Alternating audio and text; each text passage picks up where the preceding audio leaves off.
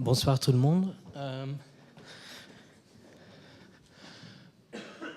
Bienvenue chez Delen. En fait, ce soir, j'ai prévu une présentation qui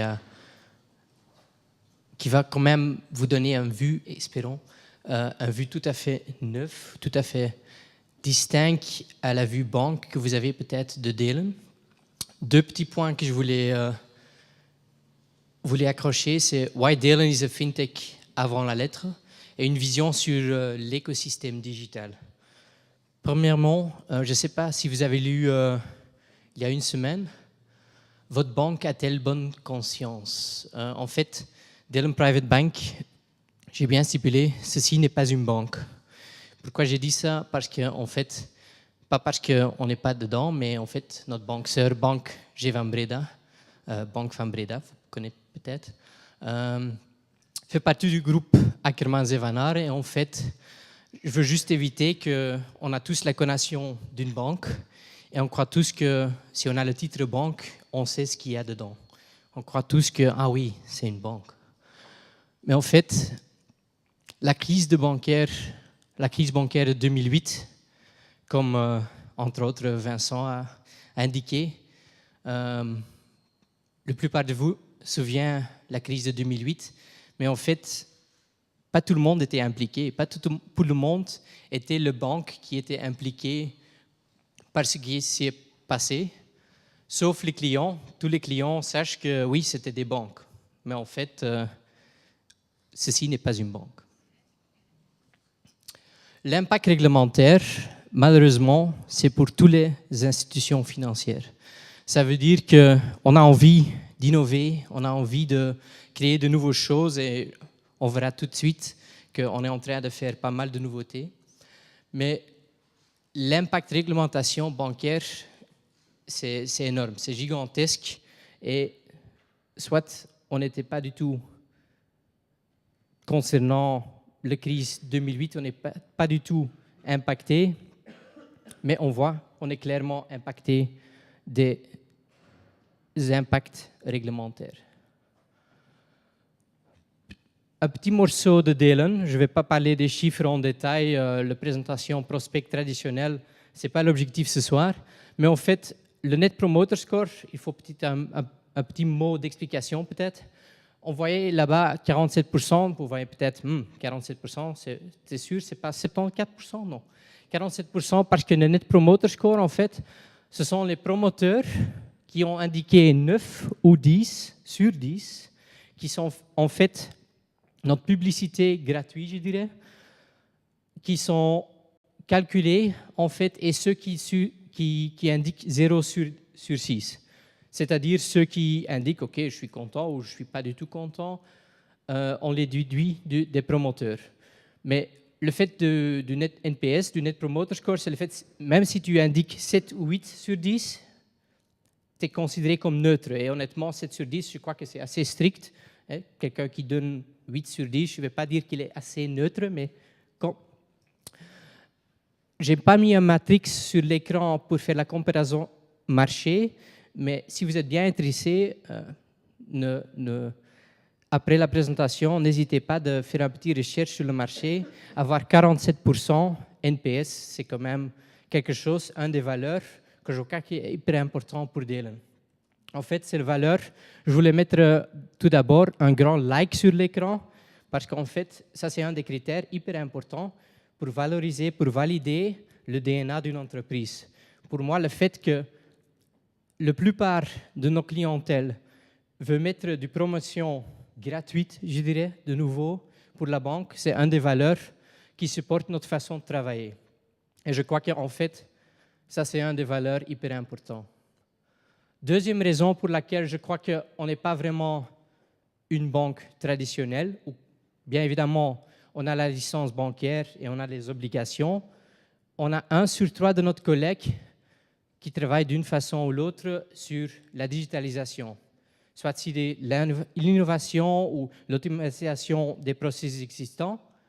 On voit clairement que dans notre DNA, on a déjà une majorité de nos collègues qui sont occupés pour améliorer l'efficacité et pour créer vraiment l'entreprise dynamique qu'on était à l'époque et qu'on doit toujours maintenir cette croissance. Troisième raison, c'est peut-être quelque chose qu'on a parlé de cloud.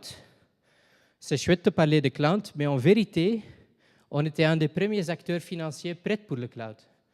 Ça, c'est quelque chose de dingue parce qu'on dit oh, tout le monde est dans le cloud, ouvrir un compte Amazon ou on est bien évidemment dans le Azure Private Cloud. On n'est pas juste dans un cloud public parce que sécurité, bien évidemment, c'est quelque chose qui est hyper important pour notre entreprise aussi. Je voulais juste insister que avoir un DNA bancaire, ça ne veut pas dire que parler du cloud, c'est une chose, mais agir sur le cloud, c'est autre chose. Et on est un des premiers qui sont cloud prêts. Notre application. Je ne sais pas qui d'entre vous ont l'application Dalen. Voilà, quelques-uns. J'ai que 20 minutes aujourd'hui, alors je n'ai pas fait un démo live, mais en fait, je crois que c'est hyper important de savoir que dès le début de l'existence de Dalen, on a toujours cru dans les ressources humaines. Ça veut dire qu'on a créé, par exemple, cette application nous-mêmes. C'est notre expérience, c'est notre analyse, notre expertise, notre création. Et je crois que, pour être très honnête, avoir une application WhatsApp qui est intégrée dans une application privée bancaire, notre application qui donne à 100% de transparence à chaque moment de quoi le client a investi, qui donne le moyen de consolider plusieurs comptes. Je ne vais pas trop parler de Dalen, mais de l'autre côté, je vous invite de chercher ailleurs en Belgique quelque chose comme ça. Le petit quote, je n'ai pas non plus l'écrit moi-même, c'est vraiment un client satisfait qui l'a donné. Peut-être juste une petite remarque, ce n'est pas uniquement nous qui sommes hyper contents du résultat, il y a aussi des critères objectifs qui l'ont validé. Sécurité est clé, je crois qu'avec la dernière nouvelle de cette semaine-ci avec Facebook, on a peut-être beaucoup de confiance dans les grosses social media et les grosses email shops et tout ça. Mais à la base, je crois que de nouveau, on a fait des recherches objectives pour être sûr et certain qu'on fait le meilleur parce que nos clients doivent recevoir le meilleur et ils ont les expectations qui rapprochent la meilleure. L'étude qui est faite par KPMG pendant l'été, c'est un peu de publicité pour vous aussi, KPMG, voilà, de rien. Je voulais juste vous montrer qu'ils ont aussi mis un petit benchmark, c'est-à-dire les critères sont hyper stricts. On a des code reviewing, on a des build blocks, on a la défense, c'est-à-dire on fait déjà chaque mois des tests de pénétration pour être rassuré que nos systèmes ne sont pas hackables, nos systèmes et nos données sont super sécurisés. Et ici, comme vous voyez, la seule chose que vous pouvez peut-être remarquer, ce sont 2 points. Et ça, en fait, c'est les mêmes points que vous pouvez peut-être remarquer avec un fintech, c'est qu'on n'est pas overstructuré. On n'a pas trop de gouvernance. Et ce sont les seuls points de remarque qui, en fait, c'est en fait la même remarque que j'avais faite. Si on était en banque, on était overstructuré, on était overbureaucratisé, mais ce n'est pas le cas. On a des ambitions, on cherche encore pas mal de gens qui savent, avec nous, faire la continuation de cette histoire, de créer vraiment quelque chose qui est state of the art au niveau de la technologie. C'est la raison pour laquelle, vu qu'on croit vraiment dans les ressources humaines pour créer des idées, analyser des choses, faire construire des choses, on a créé un événement de nouveau, c'est Crack the Code. En fait, c'est un hackathon, c'est quelque chose qui est devenu plutôt commun dans tout ce qui est fintech, tout ce qui est nouveau développement. Et vu que, en fait, on a pour pas mal de gens encore cette image de banque, mais je ne sais pas si vous vous souvenez la dernière visite à votre propre banque, je ne sais pas que c'était dans la même atmosphère que ce soir. Le même objectif, c'est notre façon de travailler avec des collègues avec la même ambition, la même vision, et c'est la raison pour laquelle on fasse cette initiative de hackathon, parce qu'on a beaucoup plus d'idées que la capacité qu'on a aujourd'hui. Deuxième sujet que je voulais encore attaquer ce soir, c'est en fait l'écosystème. On a vu pas mal de slides au niveau de la distinction et la future des institutions financières, mais en fait, on croit vraiment qu'une des choses est hyper importante. Comme j'ai remarqué sur le slide, c'est quand même en anglais, mais je crois que c'est assez compréhensif.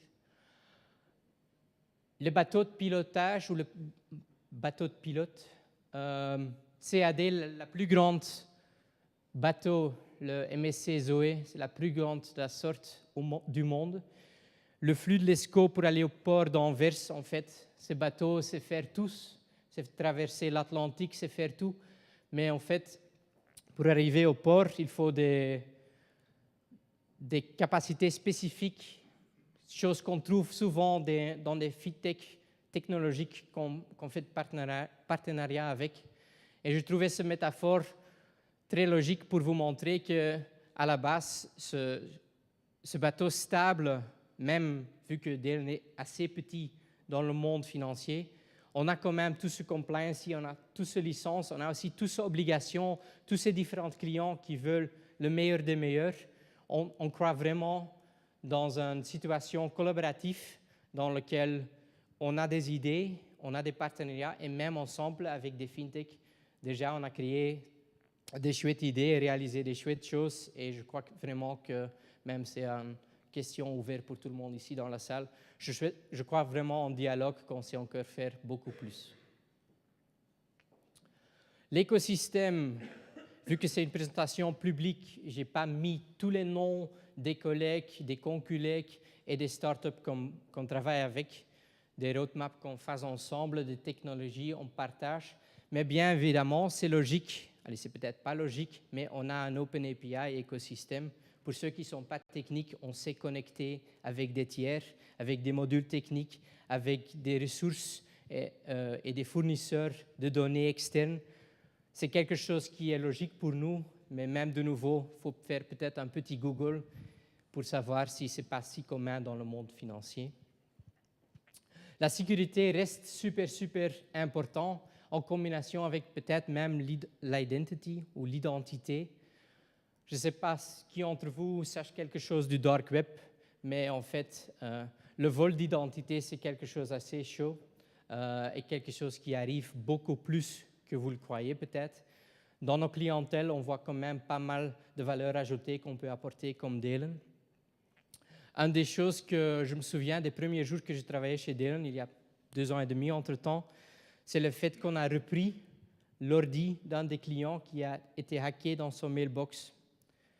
On a nettoyé tout le mailbox, on a nettoyé tout l'ordi comme service pour le client parce qu'on était tellement impacté aussi comme entreprise. Je me souviens, j'espère que vous vous souvenez, encore le Net Promoter Score. Ça, c'est une des choses qu'on peut faire comme Dalen, c'est fournir ce service supplémentaire. Et c'est dans le contexte aussi de ce service supplémentaire qu'on réfléchisse aujourd'hui des nouvelles valeurs qu'on peut fournir à nos clients. La technologie, bien évidemment, ce sont tous des partenariats qu'on a au niveau des nouvelles technologies. Juste pour vous donner un exemple très concret, on a pas mal de documents, comme tout le monde ici dans l'économie. On parle souvent de la digitalisation, la révolution numérique, mais à la fin, il y a pas mal de documents existants. Un des projets qui est en cours aujourd'hui, je ne vais pas creuser dans le détail, mais juste pour vous donner l'image au niveau de la future-proofness de nos projets, ou un de nos projets, c'est le fait qu'on est en train de reproduire des images vers des textes interprétatifs et mettre du text mining là-dessus. Ça veut dire des contrats de mariage, des attestations notariées, tous les documents qu'on a aujourd'hui, on est en train de mettre de l'intelligence dedans et derrière. C'est un de nos challenges de mettre plus d'efficacité dans notre façon de travailler. De nouveau, faire un petit Google. Je suis très curieux de savoir qui dans le monde financier est déjà là. L'agrégation, c'est le fait qu'on est quand même petit dans le marché Il faut agréger des idées, il faut agréger la capacité, il faut agréger les volumes. Ça veut dire qu'on fait des partenariats avec ceux qui ont des chouettes idées ou ceux qui savent réaliser notre chouette idée ensemble. L'expérience, en fait, c'est comme entrer dans ce bâtiment ici. J'espère que ce soir, ça donne un bon exemple de l'expérience qu'on essaie de vous fournir. Mieux créer cette expérience, c'est par exemple l'application. On a tas d'idées, on veut créer pas mal de choses en dehors de notre activité aujourd'hui pour améliorer cette expérience et créer beaucoup plus de valeur dans le futur. Des données, oui, c'est quelque chose de sensible, de nouveau avec la petite histoire de Facebook de cette semaine-ci. Ne croyez pas qu'on va utiliser des données pour des raisons commerciales, mais bien évidemment, on n'est pas d'hier, on a des idées, ça veut dire comment on peut mieux servir nos clients avec, bien évidemment, les évolutions européennes qui sont en cours. Comme indiqué, par exemple, par Frank, désolé, oui, avec 2 prénoms, c'est quand même... Rien personnel. PSD2. Les données, en fait, tu as indiqué PSD2. En fait, pour l'instant, on est PSD2. Ça veut dire qu'on arrive dans un monde de open banking, de platform banking. Ça veut dire que tout devient consolidé. Ça devient qu'on peut créer pas mal d'opportunités à agréger des données et ouvrir un vue beaucoup plus consolidé à nos clients. Même dans cette direction, il y a 2, même ça dépend de taille, même 2 à 3 projets qui sont en cours chez Delen, avec, entre autres, des fintechs, mais je ne vais pas les mentionner aujourd'hui.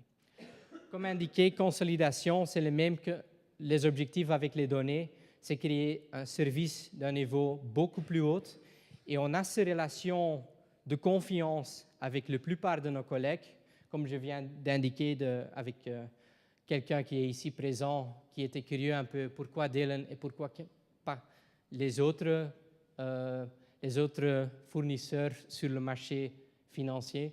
C'est le fait que la plupart de nos clients, ils ont des relations au moins de 10 ans et autour des générations. Et le fait qu'on a cette relation de confiance, ça nous donne l'opportunité d'aussi, par exemple, créer des document vaults. Document vault, c'est quelque chose, tout le monde parle avec, même le gouvernement est en train de faire quelque chose. Mais le partenariat, au niveau de confiance, est-ce que vous va vraiment votre cryptocurrency, votre Bitcoin, votre clé sécurisée, est-ce que tu vas vraiment le mettre dans ton Dropbox ou est-ce que tu vas le mettre dans un document vault encrypté de votre banque privée? Peut-être une des questions qu'on peut se poser. J'espère que votre vue sur la banque, je n'ai pas fait trop de prospection, j'ai fait quand même un peu d'innovation, j'espère. On est ouvert à toutes nos idées, on est ouvert à créer des services qui sont hors de notre activité principale pour l'instant. C'est la raison pour laquelle je vous invite n'hésitez pas à me contacter pour... on peut quand même encore améliorer le monde financier. Merci.